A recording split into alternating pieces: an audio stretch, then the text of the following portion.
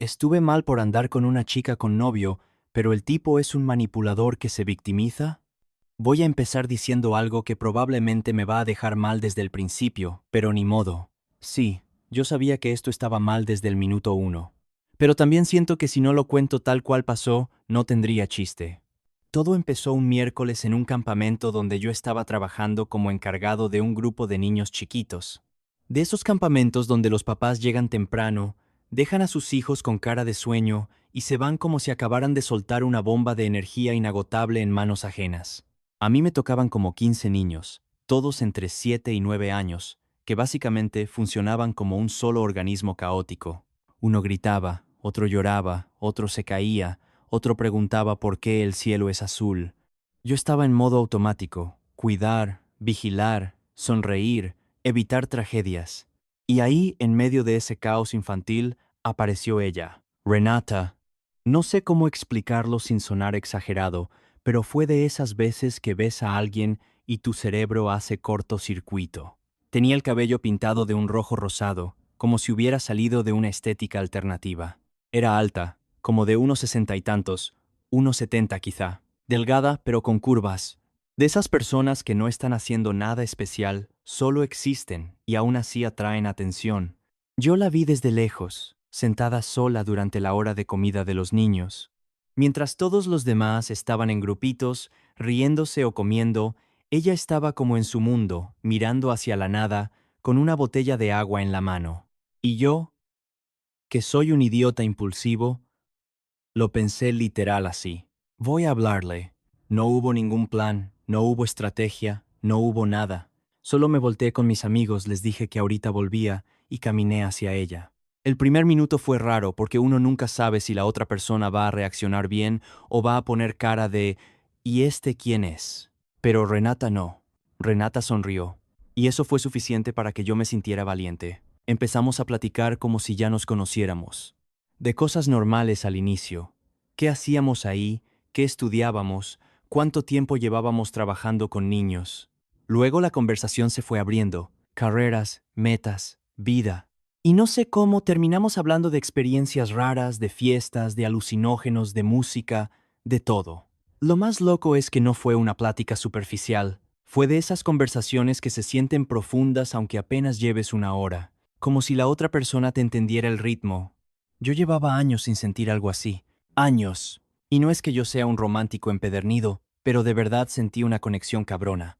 Como si el universo hubiera dicho, toma, aquí está alguien que te va a mover el piso. Pasaron 2 horas. 2 horas completas. Yo ni me di cuenta. Y entonces como si nada Renata lo soltó. Tenía pareja. Así casual. Como quien dice que tiene un perro. Yo por fuera me hice el tranquilo. Por dentro fue como, ah. No hice gesto, no dije nada raro. Solo pregunté cuánto tiempo llevaban. Ella respondió, pero al mismo tiempo se notó que se separó un poquito, como si de pronto hubiera recordado que esto no era inocente, como si ella también sintiera que estábamos demasiado cerca. Y eso me dejó pensando, porque cuando alguien menciona que tiene pareja, normalmente la conversación se enfría, se vuelve formal, se vuelve distante. Pero con Renata no pasó eso. Seguimos platicando. Seguimos riéndonos, seguimos conectando. Y eso fue lo primero que me hizo ruido, porque si ella estaba tan bien con su novio, ¿por qué se sentía así conmigo? Esa noche, ya cuando eran como las 12:30, tocaba entregar a los niños a sus papás. Todos los encargados tuvimos que hacer acto de presencia para que no nos regañaran. Renata también estaba ahí, y yo empecé a notar que ella se veía triste, no como alguien que está pasando un buen momento. No era solo cansancio, era otra cosa. Más tarde me enteré. Resulta que había pasado algo con su novio, Bruno, algo fuerte, algo que hizo que él la terminara, y ella estaba destrozada, pero destrozada de verdad. Y aquí es donde yo voy a sonar como un culero, porque lo pensé, lo admito. Madres, esto me salió muy bien, no porque me alegrara su tristeza, sino porque egoístamente pensé que eso abría una puerta. Renata y yo pasamos más tiempo juntos. Jugamos futbolito, nos reímos. Yo la acompañé a su casa y todo se sentía cómodo, como si nos conociéramos de antes, como si el campamento fuera solo una excusa para que nos encontráramos.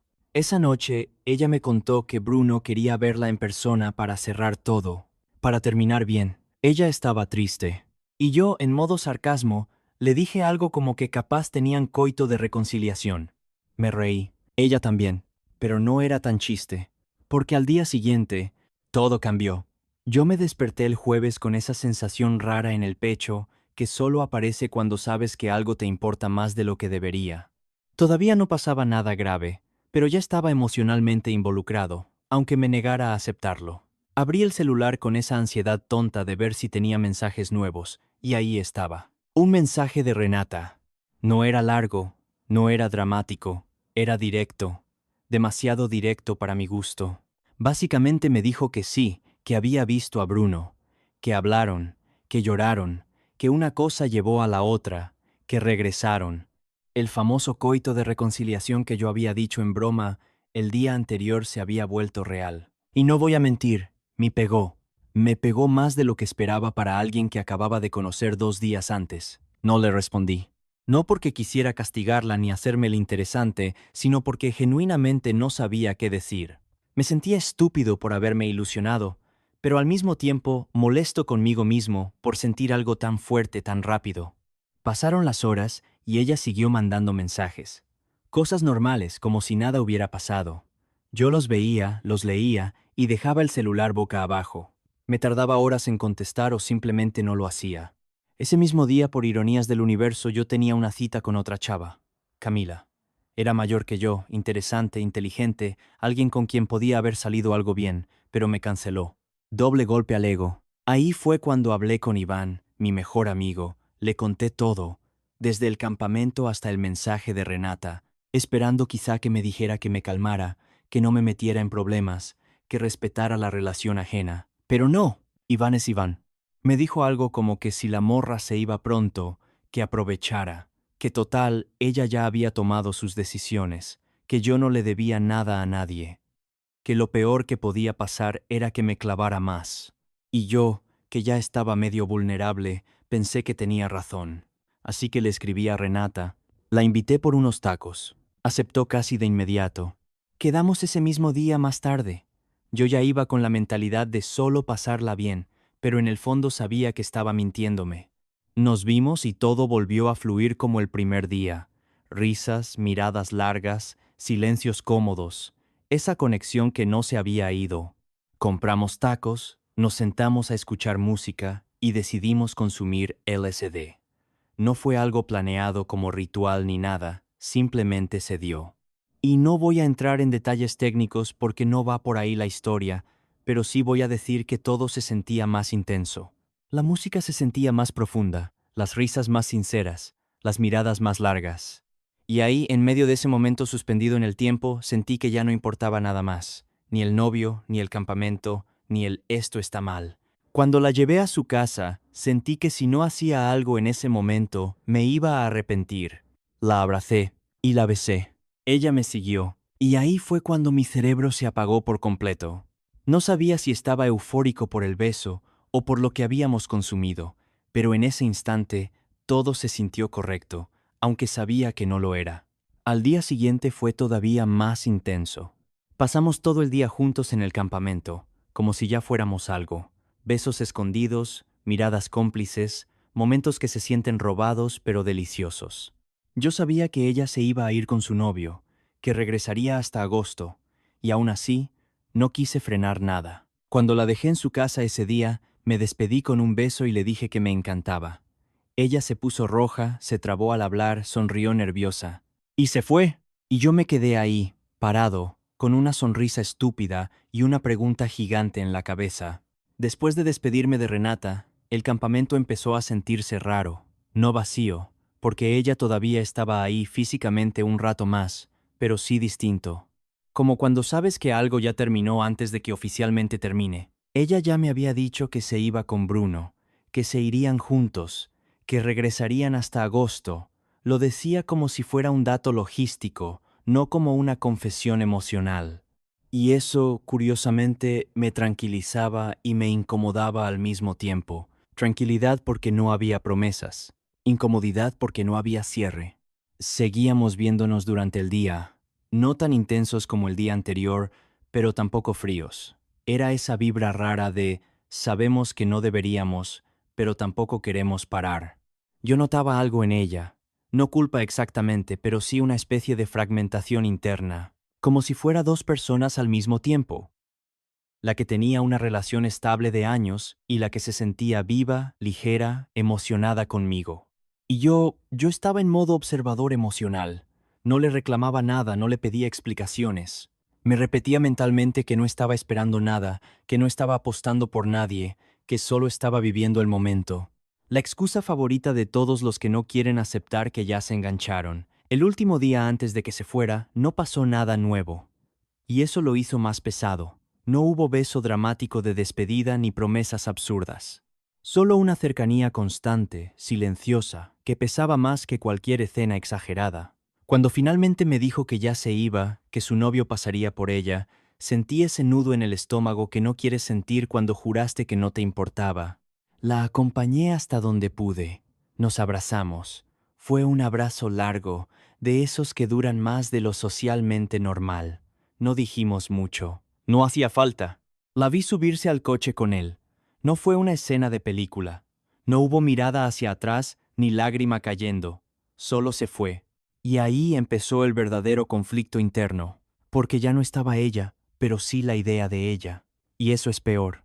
Los días siguientes fueron extraños. El campamento siguió, los niños siguieron, mi rutina siguió, pero yo estaba distraído, pensando en conversaciones pasadas, en risas, en lo fácil que se había sentido todo.